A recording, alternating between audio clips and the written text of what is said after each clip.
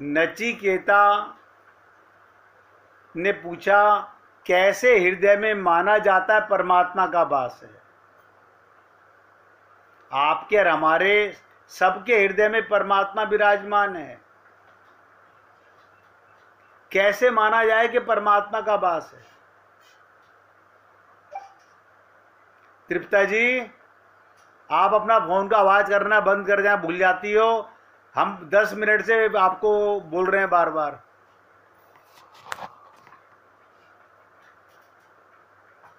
अब बहुत ध्यान से सुनिएगा और सबसे हाथ जोड़ के निवेदन कर रहा हूं, इसलिए स्पीकर अपना ऑफ कर लिया करो, जिससे कि किसी को किसी की डिस्टर्बेंस ना मिले। तो नचिकेता ने यमराज से प्रश्न किया। 2 प्रश्न आप सुन चुके हो। तीसरा प्रश्न है, कैसे हृदय में माना जाता है परमात्मा का वास है? क्या मतलब? मनुष्य का हृदय भगवान को पाने का स्थान है। इस देह में हरि मिलते हैं। देह तो मिल गया, अब हरि को पाने की कौन सी जगह है? हृदय। हृदयेश्वर, हृदय में रहने वाला ईश्वर। यमदेव ने बताया, मनुष्य ही परमात्मा को पाने का अधिकारी माना गया है। और सीतारामाचार्य जी ने कहा, इस देह में जानवरों का भी देह है, पक्षियों का भी देह है, देवताओं का भी देह है। बड़े बड़े राज सुनने को मिलते हैं इस देह में, यानी मनुष्य देह में ही परमात्मा की प्राप्ति हो सकती है। तो यमराज ने बताया, मनुष्य ही परमात्मा को पाने का अधिकारी माना गया है। उसका हृदय में आत्मज्ञान होते ही हृदय में साइज बताया गया अंगूठे के आकार का। हृदय ही इतना छोटा होता है और उसमें आत्मा भी रहती है, परमात्मा भी रहता है। और आपको लगता है ना सारा शरीर काम करता है, ये सारा शरीर उसकी चेतनता से काम करता है। आप बताइए, आपके घर में मीटर एक जगह लगा हुआ है या हर कमरे में अलग मीटर लगा हुआ है? नहीं नहीं, मीटर तो एक ही जगह लगा हुआ है, लेकिन उपकरण सारे घर में चलते हैं। ऐसे ही हृदय में हृदयेश्वर बैठा हुआ है, आत्मा है उसकी गोदी में, और आंख भी देख रही है, कान भी सुन रहा है, नासिका भी सूंघ रही है, हाथ भी उठ रहा है, पैर भी चल रहा है, मुख भी बोल रहा है, कान भी सुन रहा है, सारी इंद्रियां काम करती हैं।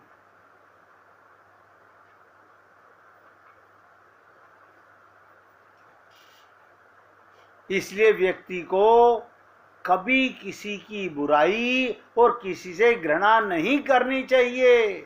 क्या मतलब? उसमें परमात्मा बैठा हुआ है, आप किसको बुरा कह रहे हो?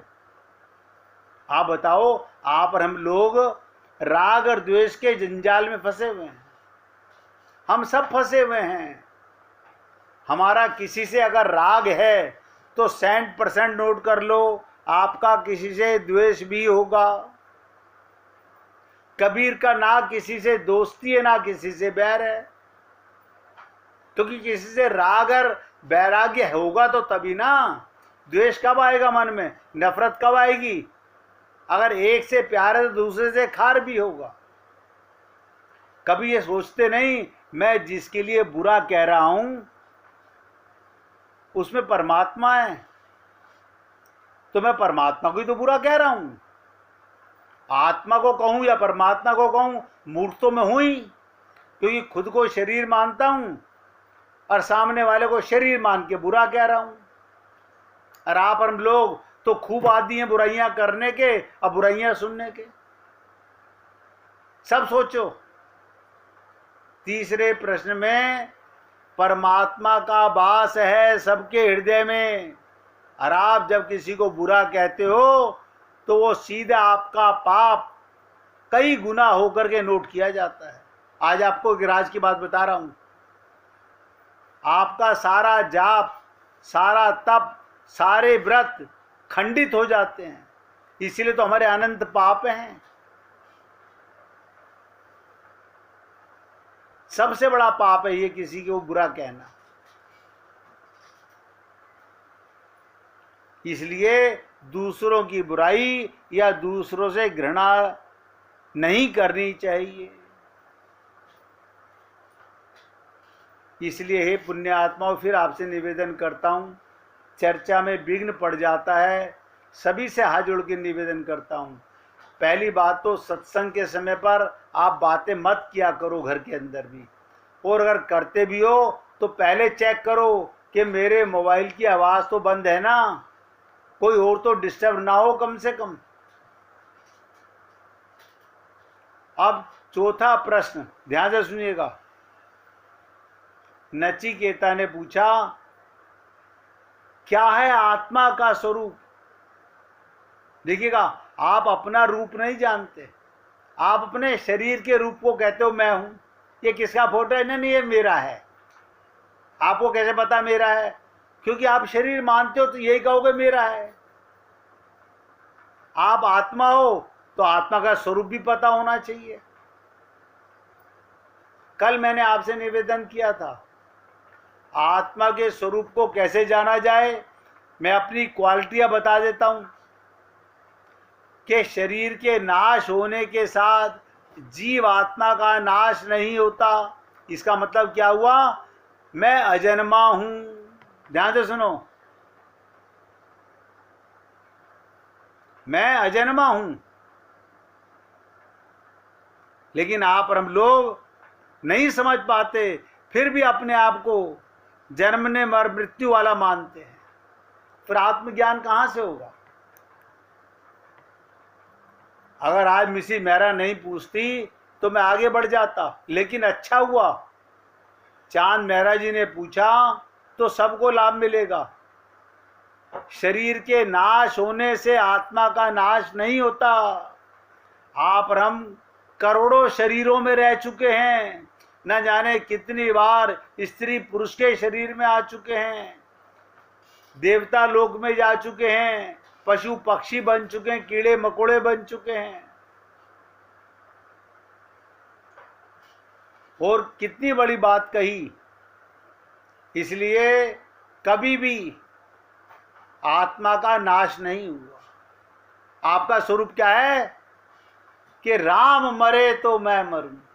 भगवान मर सकते हैं? नहीं नहीं। बहुत से लोग तो क्या पागल बनने की बातें करते हैं, हाँ भगवान ने भी देह तो छोड़ा था। अरे तो देह तो तुम भी छोड़ोगे। भगवान ने देह नहीं छोड़ा, ये मृत्यु लोक छोड़ा, लीला छोड़ी है। भगवान का देह नहीं मरता, ये तो लीला है भगवान की।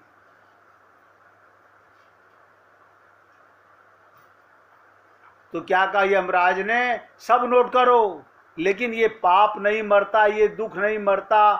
क्यों? शरीर में ममता है, इसलिए हम किसी के मरने पर रोते हैं। अगर आत्मा से ममता होती तो कोई रोने वाली बात ही नहीं, क्योंकि आत्मा तो मरती नहीं। हम शरीर अपने को मानते हैं, इसलिए शरीर के मरने पर रोते हैं। तो यमराज ने कहा, शरीर के नाश होने के साथ जीव आत्मा का नाश नहीं होता। आत्मा का, ध्यान से सुनो, भोग विलास, नाशवान, अनित्य और जड़ शरीर से कोई लेना देना नहीं। क्या मतलब? ये भोग विलास करने वाला शरीर होता है, मन होता है, बुद्धि होती है, आत्मा नहीं होती। आप किसी से प्रेम करते हो, उसमें परमात्मा देख के प्रेम करते हो, तो वो भोग विलास नहीं होता। नोट करो, वो भगवान की पूजा होती है। और इससे ज़्यादा क्या? आप अपने बच्चों से प्रेम करते हो, आत्मा मान के प्रेम करते हो, यही भगवान के मंदिर में पूजा है। लेकिन हम ऐसा थोड़ी करते हैं, उन्हें तो अपने शरीर का अंश मानते हैं, यानी मरने वाला ही मानते हो। आप सोचो, हम और क्या मानते हैं? कितने अज्ञानी हैं हम लोग, और अभी भी अज्ञान पहुंचना नहीं चाहते। उस अज्ञान को ही सर पे ढोना चाहते हैं।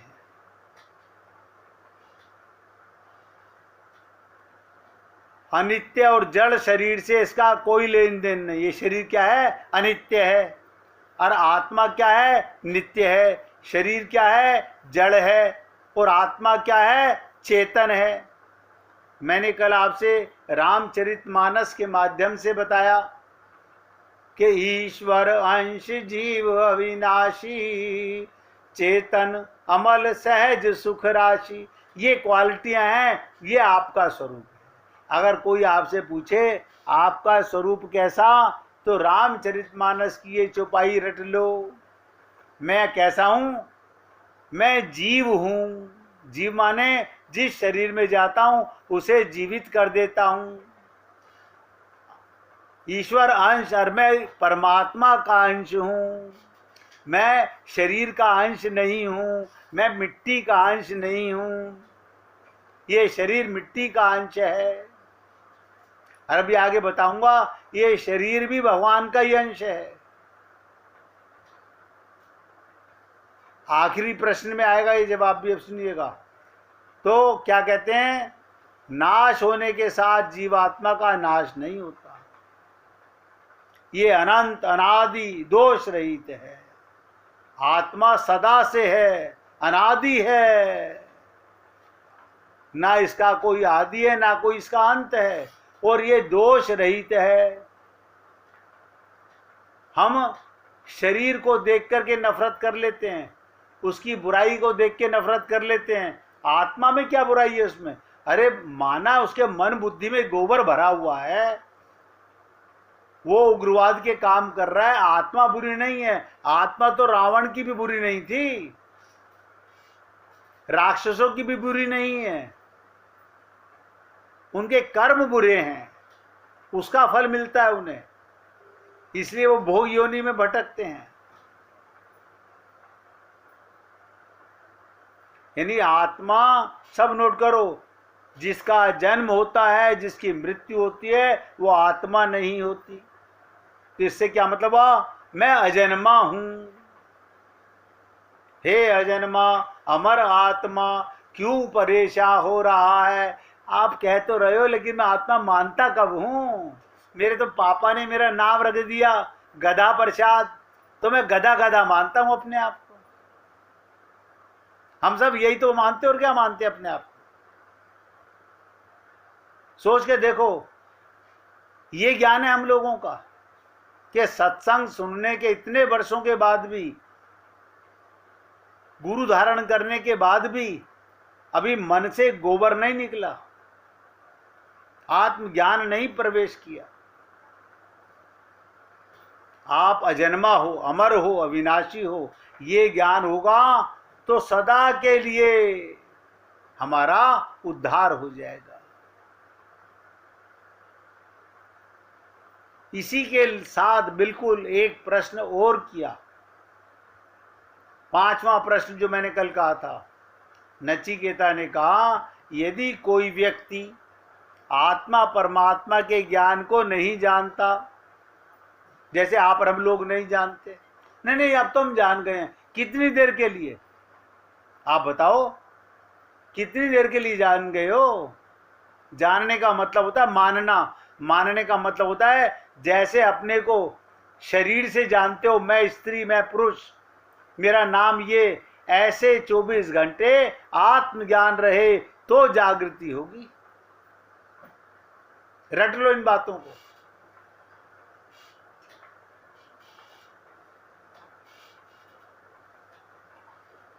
यदि कोई व्यक्ति आत्मा परमात्मा के ज्ञान को नहीं जानता है, चलो एक और आसानी कर देता हूं, बहुत सरल बता देता हूं।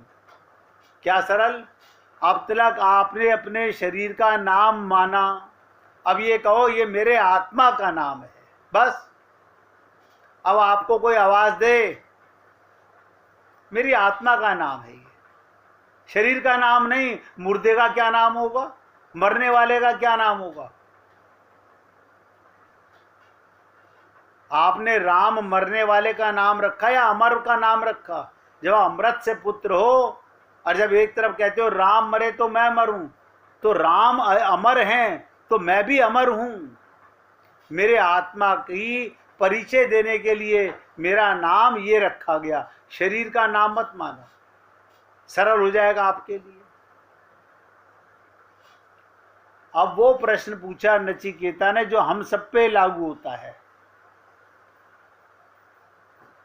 यदि कोई व्यक्ति आत्मा परमात्मा के ज्ञान को नहीं जानता, नहीं हम जानते तो हैं मगर भूल जाते हैं, हम भूल जाते हैं।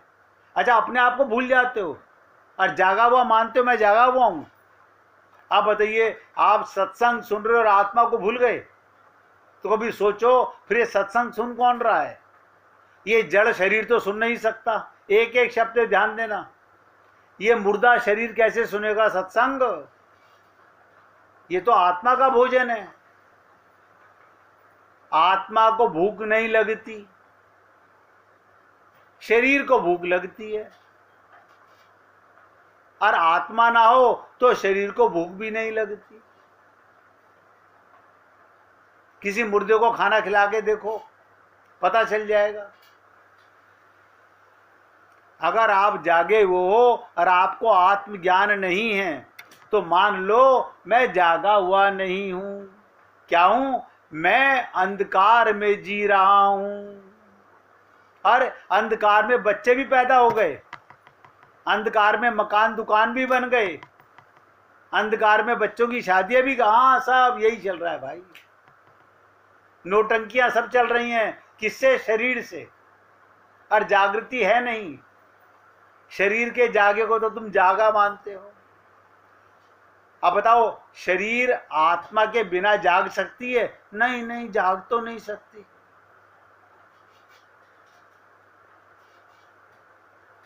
जब शरीर आत्मा के बिना जाग नहीं सकता तो आत्मा का होना सिद्ध होता है या शरीर का होना सिद्ध होता है? आत्मा मरती नहीं, शरीर मरता है। तो आत्मा का होना सिद्ध हुआ कि शरीर का होना सिद्ध हुआ? सोचो इन बातों को। मैंने कहा था ना, जितनी बार सुनोगे नए नए शब्द सुनोगे।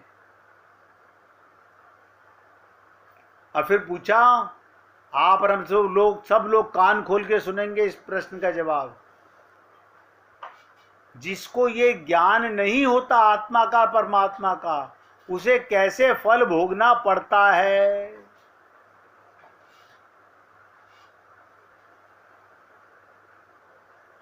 तो यमराज ने तो जवाब दिया, वो सुन लीजिए, फिर मैं आपको अपना जवाब बताऊंगा। यमराज ने उत्तर दिया, जिस तरह बारिश का पानी एक होता है, यानी सबके शरीर में परमात्मा एक आता है, सबके आत्मा में परमात्मा एक आता है, सबके शरीर में भगवान एक आता है। लेकिन ऊंचे पहाड़ों पर बरसते पानी से एक जगह रुकता नहीं। हमें आत्मज्ञान तो रहता नहीं, कई प्रकार के रंग रूप और गंध में बदल जाता है। हम शर्मा बर्मा धर्मा बन जाते हैं। हम ब्राह्मण हो गए, वैश्य हो गए, क्षत्रिय हो गए, क्षुद्र हो गए। यानी आत्मा को तो भूल गए। आत्मा तो ब्राह्मण होती नहीं, आत्मा तो क्षत्रिय होती नहीं, आत्मा तो वैश्य होती नहीं, आत्मा तो शूद्र होती नहीं, आत्मा तो स्त्री होती नहीं, आत्मा तो पुरुष होती नहीं, आत्मा तो नपुंसक होती नहीं। सोचो कितनी बड़ी अज्ञानता में आप हम लोग जी रहे हैं। फिर इसके अलावा मेरा गोत्र क्या है, मेरा शासन क्या है, ये क्या पाप ढो रखा है आप लोगों ने?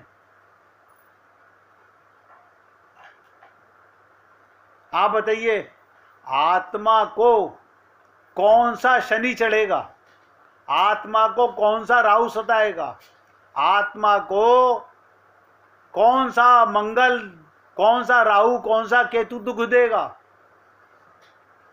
अब हमें ज्ञान नहीं, हम क्या करें? हम शरीर को परमात्मा से मिलाना चाहते हैं जो कभी नहीं मिलेगा।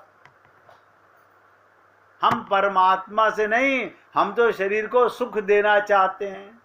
तो इसका मतलब समझ लीजिएगा, बुरा मत मानिएगा, पहले बोल रहा हूं। सूअर को क्या खाने में खुशी मिलती है? ध्यान से सुनो। सूअर के सामने खीर रख दो, हलवा रख दो और गोबर रख दो, वो क्या खाना पसंद करेगा? सुअर। इसी प्रकार हम मनुष्य शरीर में आकर क्या खाना पसंद करते हैं? सीताराम आचार्य जी ने कहा, इस देह में हरि मिलत है। हरि को पाने का प्रयत्न नहीं कर रहे।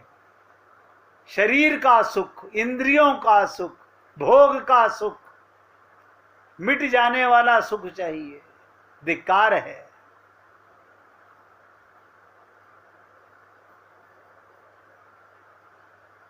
एक परमात्मा से जन्म लेने वाले देवता, असुर और मनुष्य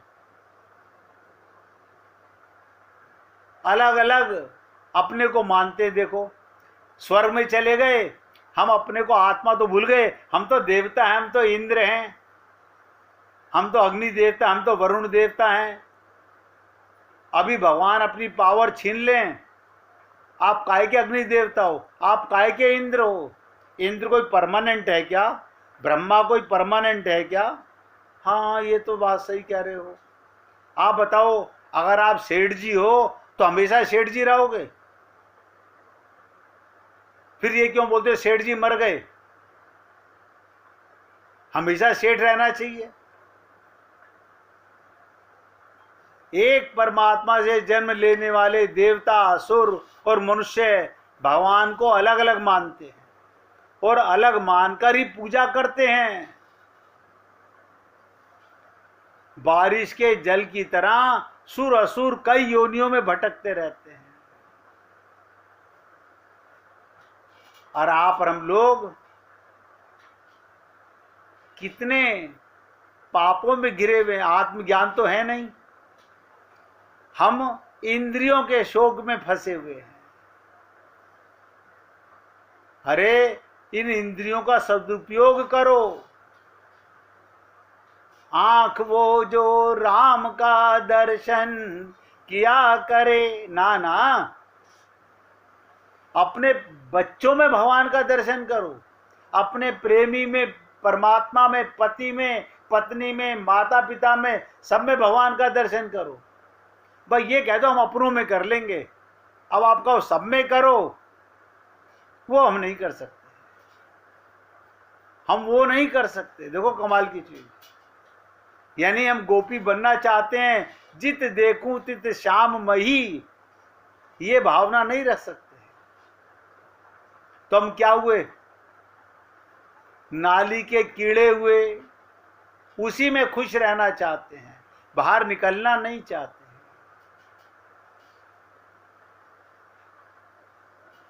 इसलिए हे पुण्य आत्माओं, अब बहुत ध्यान से सुनिएगा।